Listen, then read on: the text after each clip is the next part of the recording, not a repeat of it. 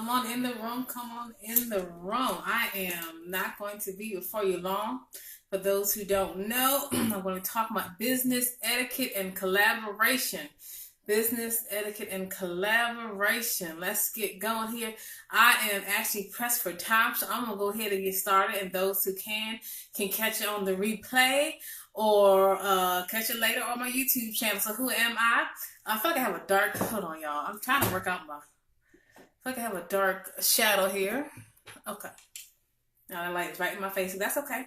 My name is Samaria M. Colbert. I am the founder of Kingdom Creative Counseling. I'm a licensed therapist and published author, and I help people to get free, spiritually, emotionally, and mentally free through Jesus Christ. Let's get it together. So we're going to talk about business etiquette. Now, I may break this down into part 1 and part 2.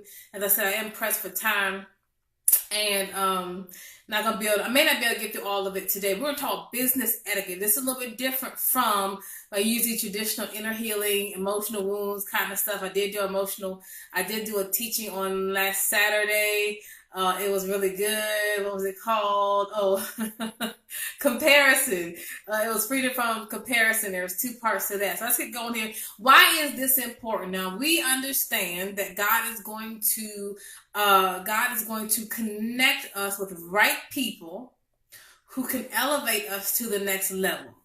He's going to connect us with right people in business. He's going to connect us with right people in ministry. He's just going to connect us, period.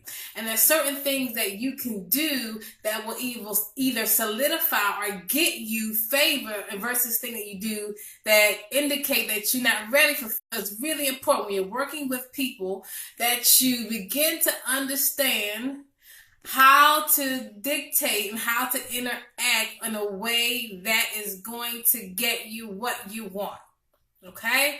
So it's really, really important. So what is business etiquette? What is business etiquette? Okay? Business etiquette is this. It is a code of conduct. It is a code of behavior. It's a code of respect that 2 people come together, or different people from different professions come together in order to keep things accomplished. There's certain things, as I said, that people do that you know that they probably have no experience, or they don't know what they're doing. So you have to have good business etiquette. You have to be professional. You have to know what you are doing when you are trying to interact with other people, when you're trying to gain clients, when you're trying to just elevate yourself or reach the vision that God has for you. Sometimes if you don't have good business etiquette, people are not willing to work with you. Okay? If you have a reputation of maybe not having good business skills or good social skills, or you're nasty to your clients, things of that nature, if you don't have good business etiquette, you're not going to be able to be successful. So you really, etiquette, it sounds like something that's like a word we say a lot, right? But you really should be knowledgeable about your industry, about what is it you want, and how to appropriately, very important, interact with other people who you want to collaborate with, business owners, okay? So business and etiquette, I'm saying it is a presumed or a customary or normal code of behavior or ways of interacting or standards amongst a particular profession or group of people. Okay? All right. So, listen. We're living in a day and time where everybody, social media is a tool, right? Social media is a tool. Everybody is on social media. Most people say they have a business on social media, or they have a ministry on social media. But having a professional Facebook page and saying you're in business, and saying I've been in business, or saying I have been in ministry X amount of years does not really mean that you are what you say. And sometimes how people respond and how people interact when it comes to their business etiquette will tell all. And so you have to have good business etiquette skills, okay? So there are certain telltale signs that a person may not want to work with you, okay? Because you don't have good business etiquette, all right? So before we go there, in church yesterday, and the man of God really teached. I mean, the Lord put this on my heart to talk about, and I declare I have been like basking in this word since Sunday, but everything that God put in my heart to declare, it was so amazing. This man of God spoke on it. So that's how I knew it was God. So I'm just going to do part one. I'm going to come back and do part two later on, right? Okay. So I must partner with purpose. All right. I must partner with purpose. That's what he told us yesterday. I must partner with purpose. And I'm going to add to that. Before you partner with someone in purpose, you must have a purpose, you must have a plan, and you must have a pattern of persistent and consistent work that you have done in your life behind the scenes. Okay, so before I go calling people to collaborate, you must have a purpose for your business, a purpose for your life, a plan of execution that you have already been in, that you all have already been executing over a specific period of time. Okay, so you have to have a preordained purpose that you're working towards. Okay, so point number one, there is a difference. Point number one, there's a difference between maybe a secular business owner or a Christian-based business owner, believe it or not. Okay, so we are taught in the secular world, we want to network. When you network, you're trying to connect with people to elevate you or to give you opportunity or to see your gift. Okay. However, scripture says a man's gift will make room for him and bring him before great men. And so when we're connecting, when it comes to the kingdom, we are connecting for the advancement of the kingdom, not for the advancement of ourselves. Okay, there's a difference. I'm not pursuing people so you can give me an opportunity. God gave me an opportunity. I am going to connect with people as God sees fit. And they are going to bring, and we're going to advance the kingdom of God for his sake. Okay? So before you do all that, you have to have established some things on your own before you try to connect with people. Okay? Now, you all right, we'll keep moving. All right? Before you call point number two, very important, okay? Before you call a business meeting or attempt to collaborate with other business owners, you must actually be in business. That sounds like duh, right? Before you start collaborating with people, again, you have to have a preordained thing that you have been working on before you try to collaborate with people. Sounds like, duh. I know it sounds like, girl, why? I'm telling you. Don't be trying to collaborate with people and you don't have anything to collaborate with them for. I'm saying this for a reason. I really am. Okay? So, when you collaborate, you both bring something to the table that you're going to collaborate for. And when I say bring something, I'm not talking about you a nice person and you nice. What is it? What is your collateral? What do you bring to the table to collaborate with? Okay. Point number 3. I'm almost done.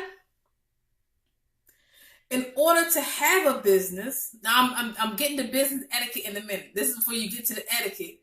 Okay, this is more like the foundational stuff.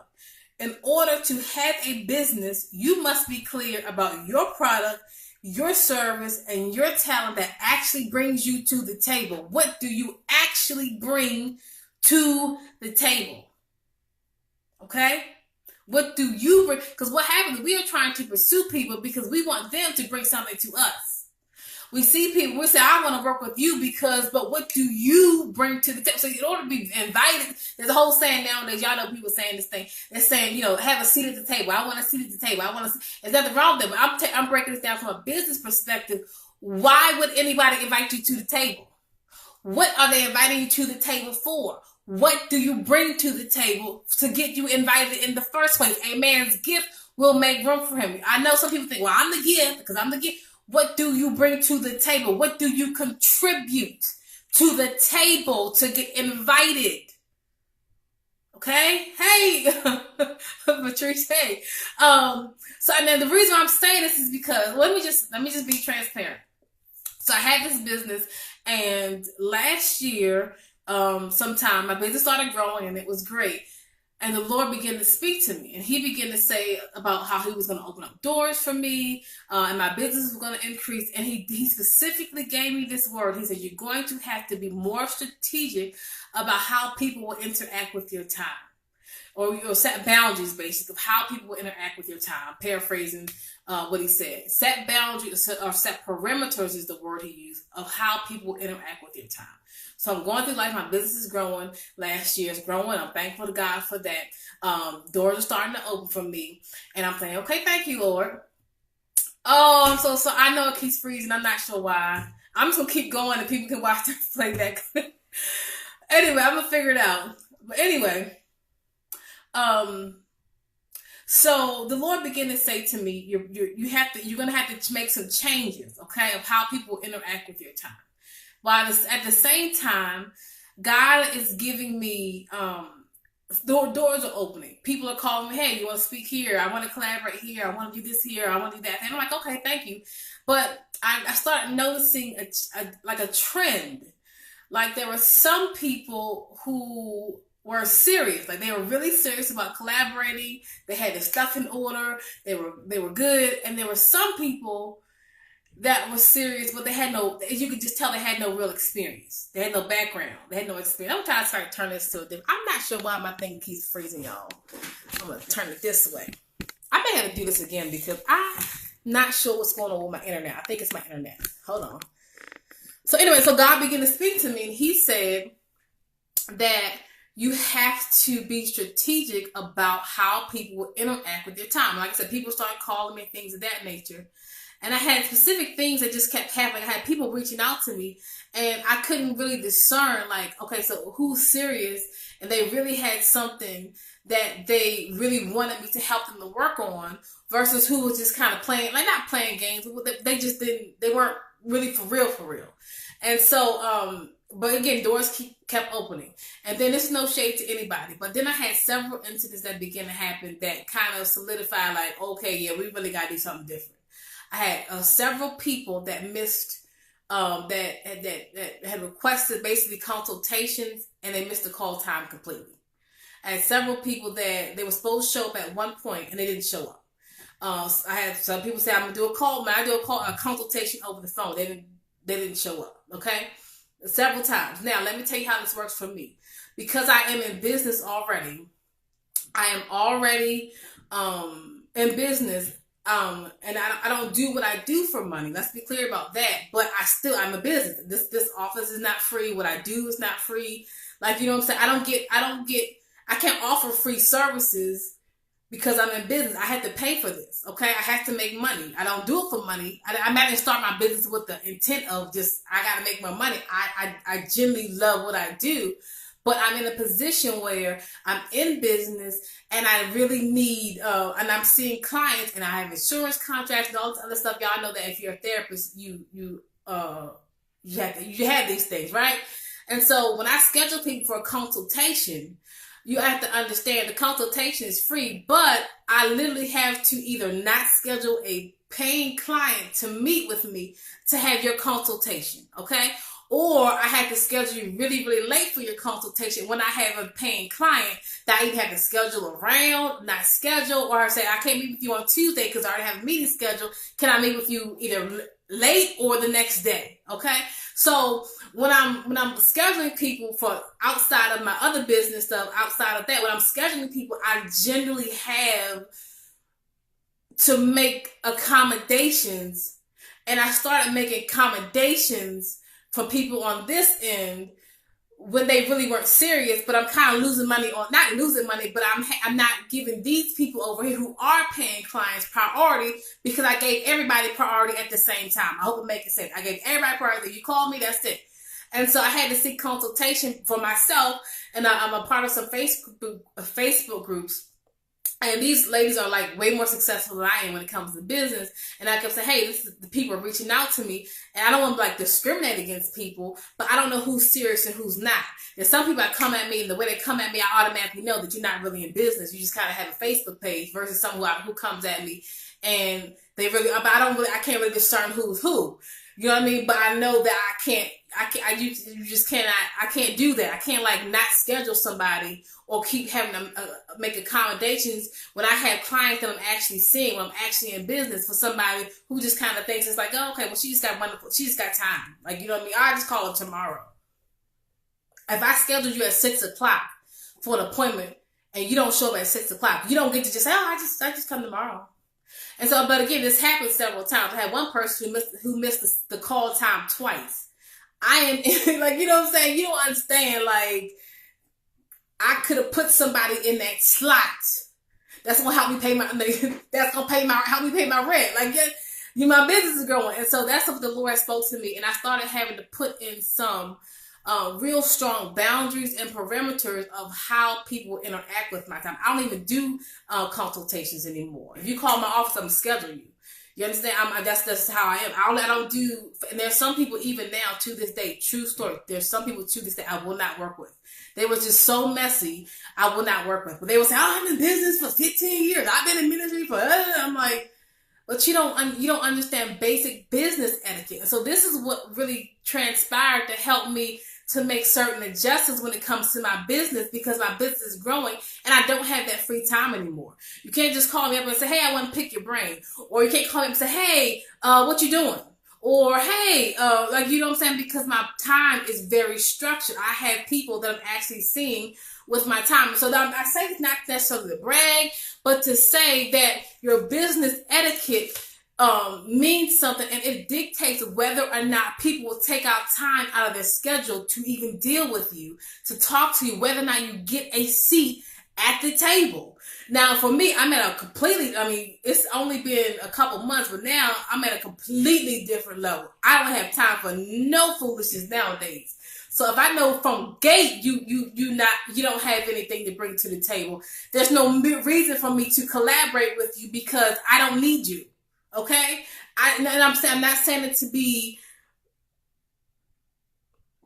arrogant or prideful, but if when I say this sit at the table things, I mean I've had people to call me and they had nothing to bring to the table, but because I'm nice and I'm a business owner and I don't want to come across as being like that chick, like, you know what I'm saying, like I got it all together because I'm growing just as much as the next person. But like today, this week, I'm completely booked. I have like maybe 2 late slots left. But other than that, I'm completely booked. No more space. And so when your life gets like that, am I completely where I need to be in business? Absolutely not. But there's something I automatically know just by the way you came at me. You're really not in business. You have a Facebook page.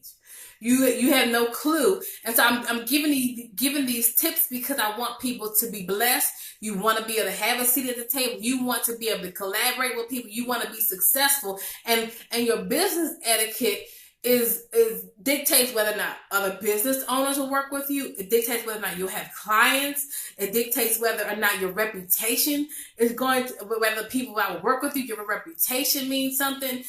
Just a few weeks ago, let me see what time it is. Just a few weeks ago, I was just having to go about my day, and I had another business owner said, "Oh yeah, he was like, you're really very professional." He said, you always dress nice, and I never worked with this man a day in my life, but my reputation amongst him was someone who handled her business. Okay? It just was. And so I'm telling you this because what happens is there's a scripture that talks about how the sons, what was the scripture? Hold on. Let me quote it right. Okay. It says that Luke 16:18, it said, "For the children of this world and their generation are wiser than the children of light." That means there are people who claim that means the people who are not Christian, who don't love God, have more business sense or more business savvy than Christians. Because a lot of times, unfortunately, Christians have it's okay, a laissez-faire kind of, it's gonna be all right. God gave me favor, and I don't have to have it. God's gonna give me favor, and I have to not be prepared or do anything. And it does not work that way. God will elevate your business. He'll elevate your success in whatever you do. Yeah, I don't do the consultations anymore. But God will elevate you in everything that you do when you are excellent and you have an excellent spirit. Okay? And people talk. I promise you, there are 2 people right now I don't disrespect them. I don't not like them at all. I will not work with them. I will not. Because if I have to, you say you want to work with me in business, and literally the few times that I attempt to interact with you, I have a list of things that you have done that indicates that you really are not who you say that you are. I just don't have that time in my life to teach you. And let me just preface this, I don't think I know everything. I'm learning. I've learned so much. And I've learned to handle myself. And this one thing with me, I will handle my business. And if I'm wrong, then I'm wrong. If I make a mistake, I will apologize. But sometimes you learn as you go, and you learn as you grow, and you make mistakes. But listen, you can't waste my time, and you can't waste my money. Like, you know what I'm saying? I don't do what I do for money, but I've noticed this because when I advertise myself as a Christian-based business owner, or I'm Kingdom Creative Counseling, or I write books or whatever, I attract other business owners. But let's be clear, I work with everybody. I work with other insurance companies. I work with other people who are not Christian. I work with people who don't love God. Like, you know what I'm saying? Just because I have a Christian base, I have people that come in my office who don't really serve God like that. I'm not that kind of person. You got to be saved, sanctified, and filled with the Holy Ghost to sit in my office. Everybody, I work with everybody, okay? And I have noticed this trend where people who are Christian have been very messy with their business, very messy with their ministry. But I got somebody, Joe Blow over here, he don't even have God. He's like, bam, he's on it. I'm learning how to do business from him because he's on his grind. But the Christian business owners are the ones that don't follow protocol. And they just like real messy. And I'm like, it kind of breaks my heart in a way because I'm like, no, it should be the other way around. But again, we're so used to shouting and speaking in tongues, God gonna bless me. We just have this, it don't really matter. And it does matter. How you do business does matter. You know, I told you about the consultation call for those who just came. I had people just not show up. I had a client I could have scheduled right there, but you just don't show up. You know what I'm saying? Like, you asked me about a project you want me to work on. I say, what is the project? I have no idea what. You know what I'm saying? I won't work with these people anymore because now you wasted my time and you wasted my money. And I tell you wasted my time and my money because I could be doing something else that's generating me revenue. Right? I could be, you know what I'm saying? I could be working on the next chapter in my book, even if I don't have a client schedule. I could have scheduled somebody, and you know what I'm saying? And I want to make this very clear. I know I'm repeating myself. I'm not saying I start my business because I'm trying to make money. I started my business because God birthed it in me. He gave me something to say, but I still have to have this business mind in the back of my mind. And a lot of times Christians don't have a business mind. We don't even have a kingdom mind to do things with excellence.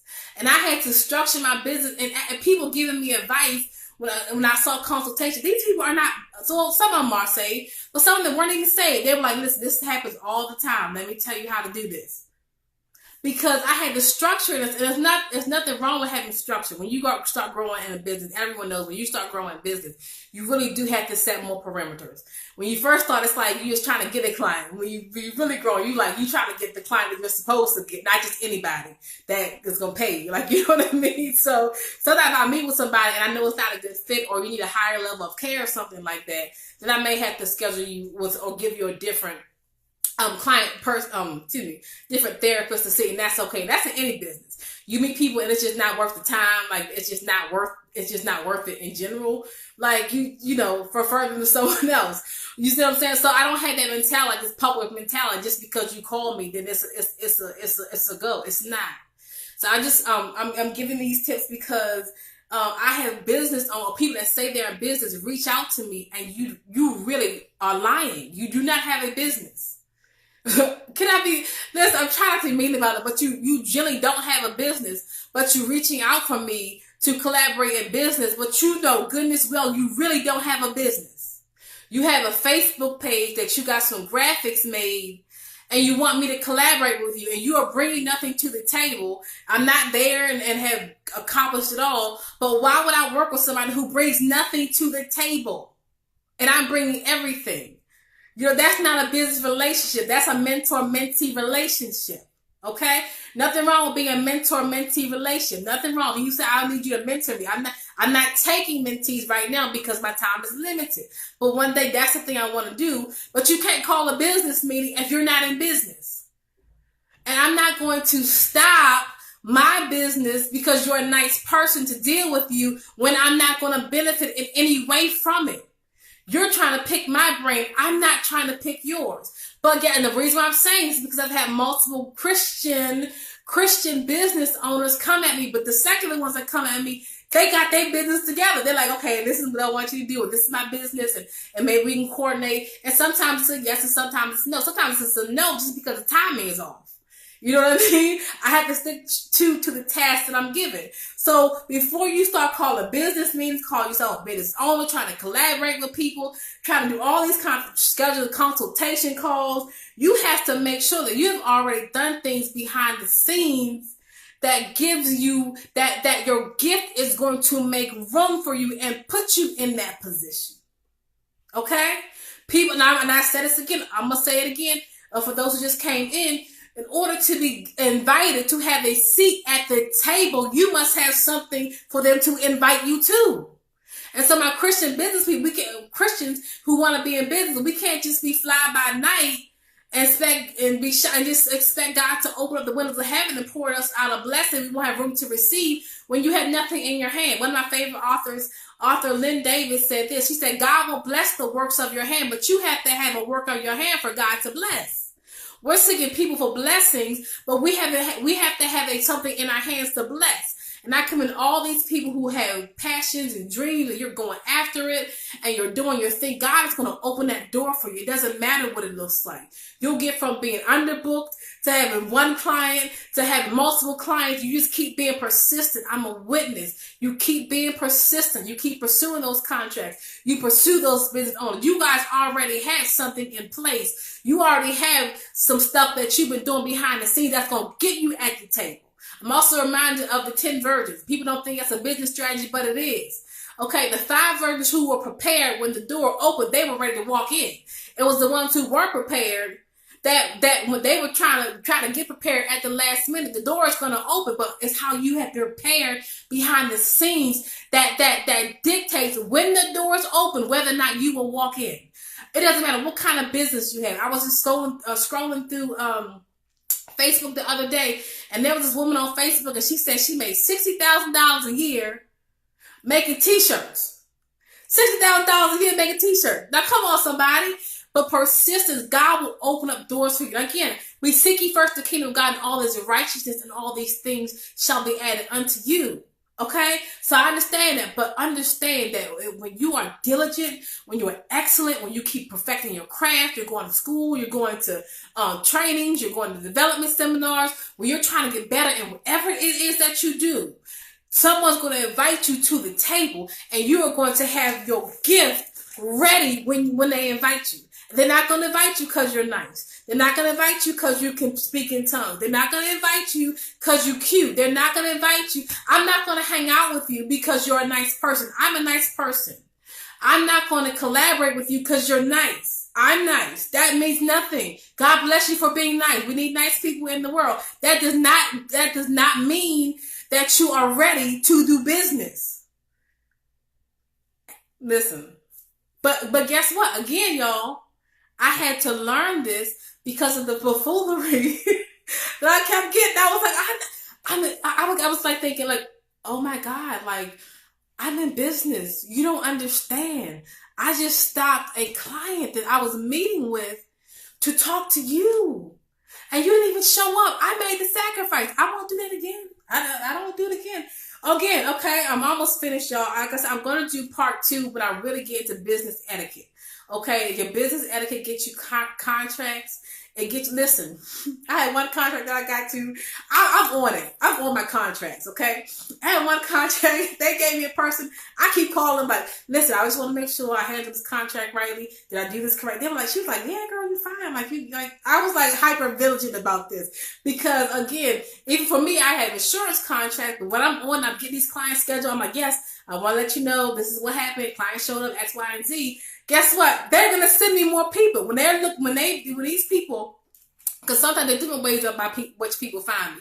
Some people go straight by calling their insurance. Their insurance tells me, puts them in my office. Okay, basically. So sometimes, even on the phone, I'm like, yes, I just want to let you know that I did meet with X, Y, and Z. This is what happened. Like, you know what I'm saying? So there's one contract I was so honored. They were like highly impressed. But I'm doing that because I just have a spirit of excellence anyway. But when they're going to send me other people, when other people call me and say, hey, I need to see a therapist, they're automatically going to pull up the therapist that's going to pick up her phone right away, or that's excellent, or that's going to call them back when for their critical incident reports, or whatever I have to do, okay? So I'm very clear about my contract. So anything I do, I try my best to do with excellence. Now, again, I try my best. Do I fall? Sometimes I make mistakes. Sometimes I don't know. Like you said, sometimes you learn from what you don't know, but my heart is always excellent. And I promise you, I think that honestly, and not bragging, I think one of the reasons why my business has grown was because I am excellent about my stuff. I don't play no games about my business. I just don't. It's like my baby. Like y'all have kids. Now, I know for y'all, not to offend those who have kids, but y'all know y'all have kids. Y'all like, I don't play about my kids. I promise you, when it comes to what God has birthed in me, I do not play games. I don't. And I have learned not to be so nice to accommodate people. If you do not bring anything to this table, I have no need for you. I promise you of that. And I'm not going to make sacrifices anymore for people who don't add value in personal life and business and whatever. Okay, I know went off, y'all. And like I said, it's gonna be part 2. I'm setting some foundation.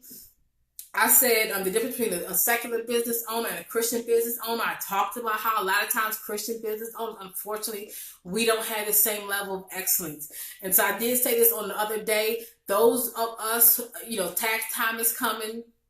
And I'm not being funny when I say this. Tax time is coming. Some of y'all will get some refund checks.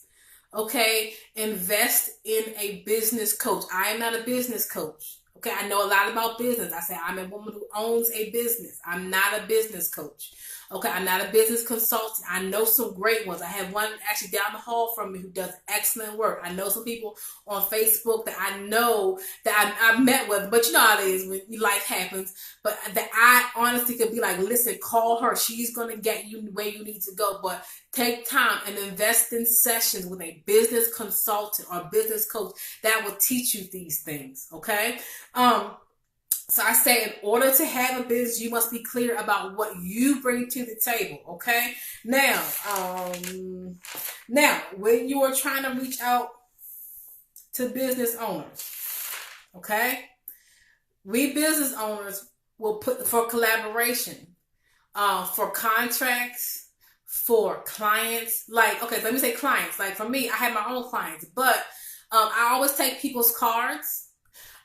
If you have a service, if you have something that you do, maybe it is graphic design, maybe you have an employment service, maybe you have another service that I know people could benefit from, okay? Sometimes when I get calls, it may not necessarily be for me, it's for someone else. I have one of my neighbors here, I had someone reach out to me because he knew I had my own business, and when he was telling me what he wanted to do, well, it wasn't my vein.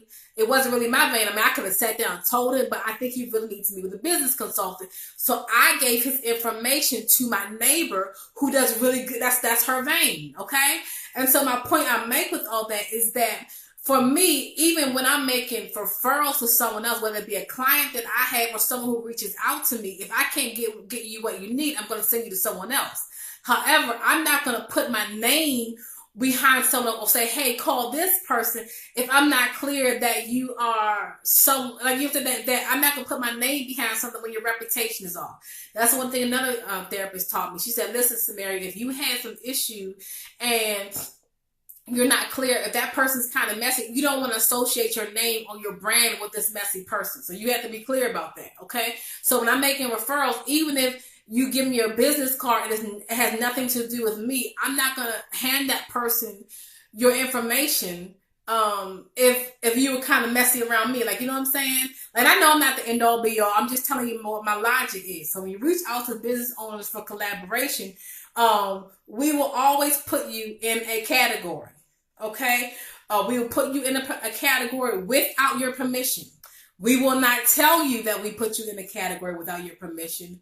We just will, okay? And the reason why that is because as a business owner, I have to determine if I'm going to interact with people and in what capacity, okay? So, for example, because my ministry is inner healing, and sometimes I have people to come at me and they say I want to collaborate with you in like a partnership, which I'm not looking for partnership, but I want to collaborate with you in a partnership or in a project. But when I'm talking to them, my discernment kicks in, and they really need inner healing work. Okay? And so I can't put you in a place of a partnership when I really know that the category that you really fit in is inner healing work. Now, I may not be your counselor or your therapist, but I know that's what you need. Okay? And so a lot of times people come at you in one way when they really need something else from you. All right? So business owners, I'm saying, will always put you in a certain category without your permission. This dictates whether or not they will work with you and what capacity. This dictates whether or not they will work with you and in what capacity. Okay? Okay, it is true. The first one is, now, they may use different wording. I'm just going to tell you what my wording is. Okay? But technically, if you're trying to network with other like successful